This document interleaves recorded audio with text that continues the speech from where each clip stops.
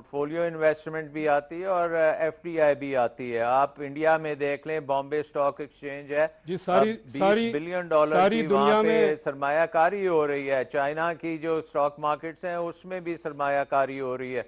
So I think ये कहना कि ये सट्टेबाजी है, ये तो आई थिंक एक फॉरेन इकोनॉमिस्ट ये खासी एक रिग्रेसिव किस्म की बात मैंने सुनी है। एंड आई एम सरप्राइज के कैसर बंगाली साहब की जी, ये मैं थिंकिंग दोबारा है। कहूँगा, पाकिस्तान में, ब्राज़ील में और चीन में और इंडिया में होता होगा, लेकिन पाकिस्तान की स्टॉक मार्केट सट्टेबाजी है और इनसाइडर ट्रेडिंग पे बेस्ड है।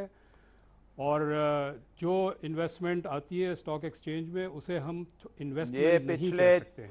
हमारे और जो वक्त ग्रोथ में रेट है 6 वो साल के मैन्युफैक्चर। लिए सलमान साहब मुझे कराची बोलने स्टॉक दें। सलमान एक्सचेंज साहब, की जो परफॉर्मेंस इट्स थी नॉट पोलाइट वो टू इंटरव्यू। कंसिस्टेंटली सबसे बेहतर थी। समाशा साहब उनको और एक मिनट उसको अपना कहना पॉइंट कि क्लियर करने दें सट्टेबाजी है, प्लीज। वो उसमें क्लियर फिर करना कोई चाह रहे हैं। फॉरेनर भी नहीं आएगा और उसमें ये इस तरह की इन्वेस्टमेंट कभी ना होती। और ये एक तरह से और डराने वाली बात हो गई है। जी समझा दीजिए बंगाई साहब, आप क्या कह रहे हैं? तो ये सलमान साहब, आप इंटरवीन न करें, आप इंटरप्ट न करें, it's not polite to do so. मैं फिर कहता हूं कि ये सट्टेबाजी है और इनसाइडर ट्रेडिंग पे हमारी स्टॉक चलती है। मैक्रो इकोनॉमिक पॉलिसी जो है पिछले 20 साल से, वो इंडस्ट्री को फेवर नहीं करता। अगर आप स्टॉक एक्सचेंज में इन्वेस्ट करें, आप लैंड स्पेकुलेशन में इन्वेस्ट करें, आप कमोडिटी में इन्वेस्ट करें, आपको बहुत मुनाफा मिलेगा और टैक्स भी नहीं पे करेंगे, डॉक्यूमेंटेड भी नहीं होगा। ये हमें सारे लूप होल्स प्लग करने होंगे। और जिनका ख्याल है कि स्टॉक मार्केट की जो परफॉर्मेंस है वही इकॉनमी की परफॉर्मेंस है, वो उन्होंने इस इकॉनमी को नुकसान पहुंचाया है और हमें यहाँ ला के पहुँचाया है। आपका जो ओरिजिनल सवाल था फरिया, कि जो इस वक्त जंग चल रही है, प्लानिंग कौन करेगा? बिजनेसमैन और एंटरप्रेन्योर्स तो प्लानिंग नहीं करेंगे, दे विल जंप शिप। जिस तरह आपका पहला स्टूडेंट था प्रोग्राम में, वो कह रहे हैं कि हालात ठीक हो गए तो वापस आएंगे। इंडस्ट्रियलिस्ट कहते हैं हालात ठीक हो गए तो इन्वेस्ट करेंगे, वरना हम बाहर जाके इन्वेस्ट करेंगे। लेकिन बात हो रही है, रियासत ने लेनी है, रियासत ने एक बात वही जो मैंने पहले भी की थी। ये एक आयरनी है कि, मेरी बात प्लीज अगर सुन लें, ये एक आयरनी है कि पहले जब परवेज मुशर्रफ साहब यहाँ पर मौजूद थे तो मियां नवाज शरीफ बाहर मौजूद थे। अब मुशर्रफ साहब बाहर बैठे हैं, मियां नवाज शरीफ यहाँ पर आ गए। आपके तो लीडर भी जंपशिप कर लेते हैं यहाँ पर, आप कौन पॉलिसी बनाएगा? देखें, असल में बात यह है कि ये इस हुकूमत की बदकिस्मती है कि कैसौली जैसे लोग इनको एडवाइस कर रहे थे और इन्होंने पाकिस्तान की स्टॉक मार्केट को 16,000 पॉइंट से गिरा के 5,000 पॉइंट पे पहुंचा दिया। और तमाम जो इन्वेस्टर्स थे पाकिस्तान में भी और पाकिस्तान से बाहर भी, उनको जला के रख दिया। और उसके बाद आज तक वो इन्वेस्टर्स वापस पाकिस्तान नहीं आए। और जहाँ तक इन्होंने बात की कि सर्विसेज की ग्रोथ से इकॉनमी की ग्रोथ हो रही थी, ये भी गलत बात है। इनको अगर आप ये डेटा देखें तो लार्ज स्केल मैन्युफैक्चरिंग में सबसे ज़्यादा ग्रोथ हुई है और एम्प्लॉयमेंट जनरेशन भी जो है वो एग्रीकल्चर और लार्ज स्केल मैन्युफैक्चरिंग और मैन्युफैक्चरिंग में होती है। सर्विसेज में इतनी एम्प्लॉयमेंट नहीं होती, बट सर्विसेज में भी वैल्यू एडिशन खासी होती है। सो अगर ये इकोनॉमिक प्लानर्स हमारे ये इसको भी करेक्ट कर सकता हूं, कैपिटल मार्केट्स जो हैं, अब आप इंटरफेयर ना करें ना। अभी आप मेरी बात भी सुन लें। और अगर हमारे ये प्लानर्स जो बैठे हैं ये समझते हैं कि सट्टाबाजी है कैपिटल मार्केट्स में, तो वो पाकिस्तान कभी तरक्की नहीं कर सकता। अगर आपने पूरी दुनिया से अब इन्वेस्टमेंट भी लानी है, पाकिस्तान से भी इन्वेस्टमेंट लानी है, पाकिस्तानी इन्वेस्टर को भी चालू करना है, तो अगर इस किस्म के लोग बैठे होंगे मेकिंग में, तो पाकिस्तान की इकोनॉमी कभी समाशा साहब, आपने बड़ा अच्छा जवाब दिया, लेकिन मेरे सवाल का जवाब नहीं दिया आपने लीडर्स की जंपशिप के ऊपर। जी कैसे बंगाई साहब, आप समाशा साहब की बात को रिस्पॉन्ड करना चाहिए?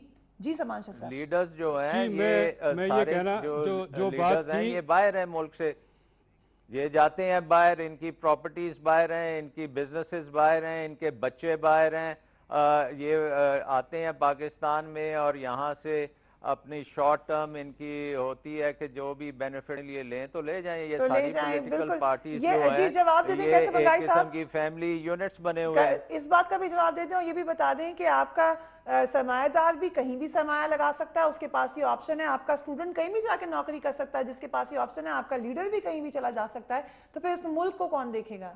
जहां तक आप जंपशिप की बात कर रहे हैं, एज इंडिविजुअल्स तो कोई भी जंपशिप कर सकता है।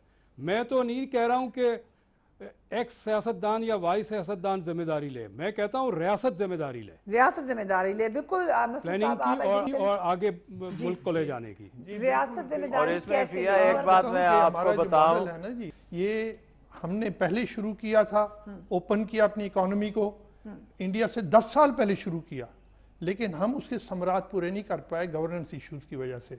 लेकिन अब भी जैसे सरताज साहब ने कहा कि प्राइवेट पब्लिक पार्टनरशिप में जो प्रोविंशियल गवर्नमेंट के प्लानिंग डिपार्टमेंट्स हैं उनको प्लानिंग करनी चाहिए, खास तौर के ऊपर ये 10 साल का जो हमारा वॉर ऑफ टेरर के नताइज हैं उनको अपने सूबों में वो प्रोजेक्ट्स करें जिसमें कि नौकरियां मिले, वो प्रोजेक्ट्स करें जिसमें कि हमारे नौजवानों की, इंजीनियर्स की, एग्रीकल्चर इंजीनियर्स की, मैकेनिकल इंजीनियर्स की खपत हो और उनका लोकल लेवल पे कॉन्फिडेंस बिल्ड हो, लोकल लेवल पे कॉन्फिडेंस बिल्ड हो, सरमायाकारी करें, हालात कैसे ठीक हो। वक्फा लेंगे, मगर वक्फे के बाद हम सोल्यूशन पूछेंगे। मेरे साथ बड़े सीनियर इकोनॉमिस्ट यहाँ पर मौजूद हैं, उनसे जानना चाहेंगे कि पाकिस्तान की इकॉनमी बेहतर कैसे होगी, कैसे हम एक आम इंसान को जिसको नौकरी चाहिए नौकरी दे सकते हैं, कि आम इंसान को जिसका सिर्फ मसला ये है कि उसके बच्चों की अच्छी तालीम हो जाए, उसके घर में बिजली आए, उसका नॉर्मल रोजी रोटी चलती रहे, उसको कैसे हम खुशहाली दे सकते हैं, क्योंकि after all it is the economy stupid. वक्फा लेंगे, उसके बाद बात करेंगे। Keep watching News beat.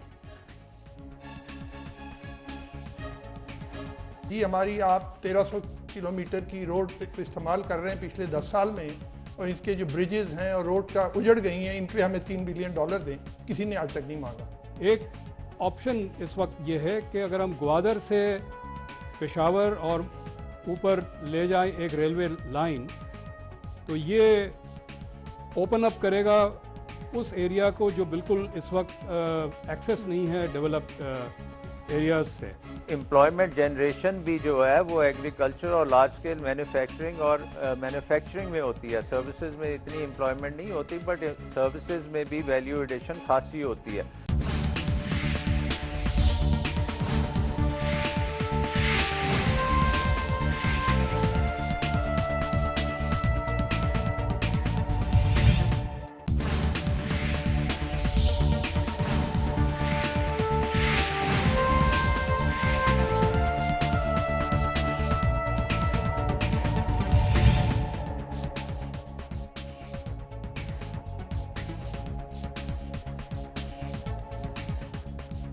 Welcome back. हम बात करते हैं जब भी दहशतगर्दी के खिलाफ जंग की, तो एक ताना हमें दिया जाता है कि हम इमदाद लेते हैं, हम डॉलर्स लेते हैं, हम पैसा लेकर जंग लड़ते हैं, मगर इसकी हकीकत हाल भी ज़रा देख लीजिए।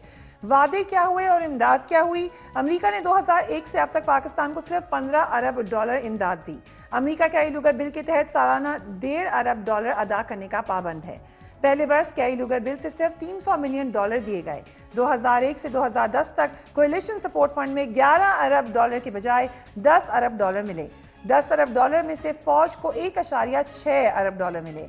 $8.4 अरब वफाकी हुकूमत के खजाने में जमा हुए। अमेरिका ने $3 अरब से जायद मुआशी मदद के तौर पर दिए। $2.5 अरब सिक्योरिटी मंसूबों के लिए अदा किए गए। अमेरिका ने गुज़िश्ता बरस पाकिस्तान के 40% बिल मुस्तरद किए। सफाई और केमिकल्स की मद में $5 करोड़ के बिल पर $80 लाख दिए गए। मुआशी मामला पर ही हम बात कर रहे हैं। मैं आप लोगों से यही सवाल करना चाहूँगी कि लोग कहते हैं बड़े आपको डॉलर्स मिले, लोग कहते हैं आपको बड़ा पैसा मिला, फिर भी हम मुआशी तौर पर बेहतर क्यों नहीं हो सके? इस वजह से कि उस डॉलर जो हमें मिला वो पहले तो हमें हमारी दरख्वास्त या हमारी प्लानिंग या हमारी प्रोजेक्ट आइडेंटिफिकेशन पे नहीं मिला, वो जो उनकी मर्जी में आया, जो उन्होंने आके बातचीत की हमें दे दिए। इसकी अगर हमने प्लानिंग की होती, क्या मतलब नुकसान होता है, कोई एक टीम बनी होती गवर्नमेंट में और वो कहती कि जी हमारी आप 1300 किलोमीटर की रोड इस्तेमाल कर रहे हैं पिछले 10 साल में, और इसके जो ब्रिजेस हैं और रोड का उजड़ गई हैं, इन पे हमें $3 बिलियन दें, किसी ने आज तक नहीं मांगा। इसी तरह से मांगने की भी एक तरीका होता है, ये नहीं कि उन्होंने दे दिया तो हमने बैलेंस ऑफ पेमेंट में खर्च कर दिया, नहीं दिया चुप करके हम इतराज शुरू कर दिया। कैसे मंगाई साहब, आपके पास क्या सलूशन है मौजूदा सूरत हाल का? देखिए, मैं एक प्रोजेक्ट पे बात करूंगा। हमारी तमाम जो इंसर्जेंसीज है पाकिस्तान में, इंटरनल इंसर्जेंसीज, वो सारी राइट है, और राइट बैंक बिल्कुल अंडर डेवलप्ड है, ना वहाँ एग्रीकल्चरल पोटेंट है, ना वहाँ इंडस्ट्री है। राइट बैंक से लोग जो पख्तून हैं, ये कराची इस्लामाबाद में आके मोची बनते हैं, चौकीदार बनते हैं, ड्राइवर बनते हैं। हमें वहाँ जॉब्स क्रिएट करनी है। एक ऑप्शन इस वक्त ये है कि अगर हम ग्वादर से पेशावर और ऊपर ले जाए एक रेलवे लाइन, तो ये ओपन अप करेगा उस एरिया को जो बिल्कुल इस वक्त एक्सेस नहीं है डेवलप्ड एरियाज से, और यहाँ पर जो भी इकोनॉमिक इंडाउमेंट्स हैं वो फिर उसको एक्सप्लॉइट किया जा सकता है, वहाँ इंडस्ट्री लग सकती है। लेकिन ये इसी मैं एग्जैक्टली इस प्रोजेक्ट को नहीं प्रमोट कर रहा हूँ, मैं कह रहा हूँ इसी अंदाज से हमें सोचना पड़ेगा और तभी जाके हम इस दलदल से निकल सकते हैं। इस तरह के प्रोजेक्ट्स बनाने पड़ेंगे। कब बनाएंगे सूसा भी बता दें मुझे, और कौन बनाएगा? बिल्कुल नहीं, मैं देखें जिस मुल्क में 70% लोग ज़राअत पे मुनहसर हों, तो ये हुकूमत जब आई थी तो 7-8 के बजट में इन्होंने ये ऐलान किया था कि आइंदा जो ज़राअत होगी वो पाकिस्तान की मईशत का इंजन होगी। बिल्कुल, बहुत अहम बात की आपने। बहुत बहुत शुक्रिया मसूद आयल साहब, कैसर बंगाई साहब और सलमान शाह साहब। आपका मुल्क है ये, हमारा घर है ये, इसके नुकसान का कभी हमने बैठ कर सोचा है? हम अपनी पर्सनल बातें तो सोचते हैं, हमने कभी सोचा है कलेक्टिवली एज अ कॉम, एज अ नेशन हमने कितना नुकसान किया है? 3 सीनियर एनालिस्ट में साथ यहाँ पे मौजूद थे, सबका कहना ये था, सताज साहब भी हमारे साथ शामिल हुए, कि अपॉर्चुनिटी बहुत है। वो कहते हैं कि ज़रा नम हो तो ये मिट्टी बड़ी ज़रखेज़ है। साकी वही वाली बात है कि मिट्टी आपकी ज़रखेज़ है, उसको नम किसने करना है, जाके आगे जाकर किसने पॉलिसीज़ बनानी है, किसके उसके ऊपर अमल करना है, हम सब का ये काम है। और ये होगा तब जब हम कलेक्टिवली समझेंगे कि ये नुकसान हम सबका हो रहा है। फरिया अदीस को मेरी टीम को इजाज़त दीजिए। Do write to me on newsbeat@sama.tv और join me on my Facebook page which is News Beat with Faria Adees. अपना अपने घर वालों का ख्याल रखिएगा। अल्लाह हाफ़िज़।